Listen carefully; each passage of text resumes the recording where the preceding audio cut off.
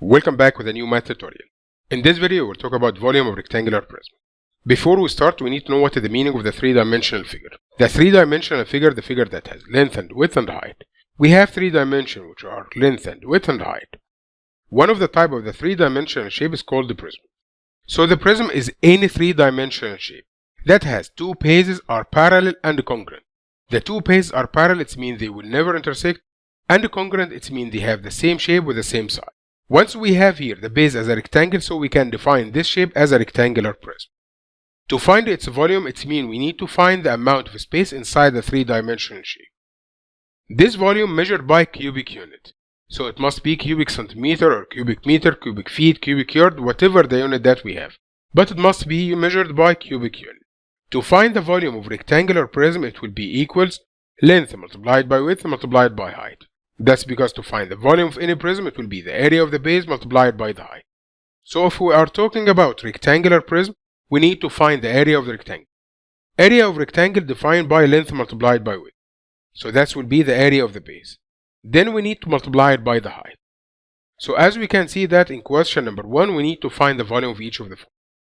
So we have here the base as a rectangle. So this shape defined by rectangular prism. That we have here the base.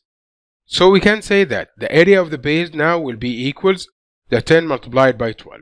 So 12 multiplied by 10, the answer will be equals to 120 squared unit.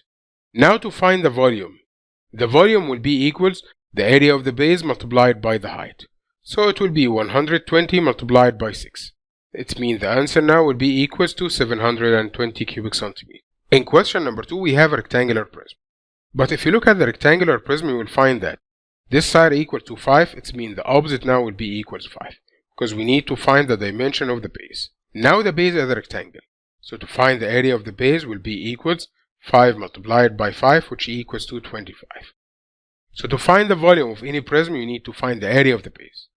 Number 2, to find the volume, multiply the area of the base by the height, the missing dimension that we didn't multiply it or didn't use it, which equals to 5. So by multiplying, you will find that the answer will be equal to 125. For any area, it must be measured by squared unit, and for any volume must be measured by cubic unit. In question number 3, we have a rectangular prism. So we need to mention the dimension. The dimension that we have here 4 and 10. So to find the area of the base will be equal length multiplied by width, which is 10 multiplied by 4. To find the answer will be equals to 40. Now we need to find the volume. To find the volume will be equal the area of the base that we find multiplied by the height, which equal to 6. So you'll find that the answer will be equal to 140. As we said before, the area of the base must be measured by squared unit, and the volume must be measured by cubic unit. And that's how can we find the volume of rectangular prism. In this part of the lesson, we will know how to find the length of the missing part. To find the length of the missing part, we will use a triangle. Now we have a triangle here. Just write the volume up, and we have here length and width and height. If we need to find the volume, we need to multiply length times width times height. But if we need to find one of the missing dimension, length and width and height, we need to divide. So in the question number 11, we need to find the height. To find the height will be equals to the volume divided by length multiplied by width. So it will be equals the volume that we have, which is 84.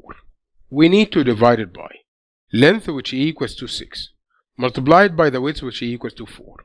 So it will be equals 84 divided by 24. So the answer now will be equals to 3.5.